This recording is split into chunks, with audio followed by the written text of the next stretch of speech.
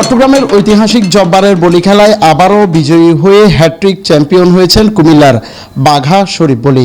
আজ বিকেলে বলি খেলার ১১৭তম আসরে তিনি একই জেলার মোহাম্মদ রাশেদ বলিকে পরাজিত করে চ্যাম্পিয়ন হন। জব্বারের ঐতিহাসিক এবারের বলি খেলায় অংশ নিয়েছে চট্টগ্রাম সহ দেশের বিভিন্ন এলাকা থেকে আসা ১০৮ জন কুস্তিগির। এবারের আসরে গতবারের চ্যাম্পিয়ন বাঘা শরীফ রানার আপ রাশেদ সহ প্রথম ৪ জন সরাসরি কোয়ার্টার ফাইনালে অংশ নেন।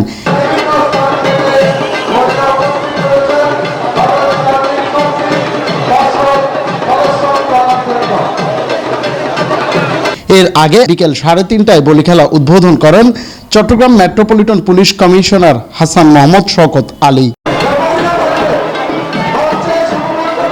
প্রতিবাদের প্রতীক, চট্টগ্রামবাসী সহ পুরা বাংলাদেশেরই প্রাণের উৎসব, এটি প্রাণের ইভেন্ট। তো এই বলি খেলাকে কেন্দ্র করে এবং যে বৈশাখী মেলা হচ্ছে এটাকে কেন্দ্র করে চট্টগ্রাম মহানগর পুলিশ ব্যাপক নিরাপত্তামূলক ব্যবস্থা গ্রহণ করেছে। বলি খেলা উপভোগ করতে বিভিন্ন প্রান্ত থেকে ছুটে আসেন নানা বয়সী মানুষ। বাঘা শরীফের সাথে যে ফাইটটা হচ্ছে মনে হচ্ছে জব্বর বলি খেলা জমে গেছে। বলিদের কুস্তি খেলা দেখে আমরা মজা পাই, তবে আমরা এটাও দেখি যে এখানে যে বিগত সালে যারা ফার্স্ট সেকেন্ড থার্ড হয় তারা প্রতি বছর সুযোগ পায় এবং নতুন নতুন বলির এখানে কম সুযোগ পায়। বিগত অনেক বছর যাবত এই খেলা দেখি, খুব ভালো লাগতেছে। গরমের মধ্যে একটু কষ্ট লাগলো, সুখের মধ্যে দেখে অনেক ভালো লাগতেছে। খেলা শেষে জয়ীদের পুরস্কার বিতরণ করেন চট্টগ্রাম ৯ আসনের সংসদ সদস্য আবু সুফিয়ান।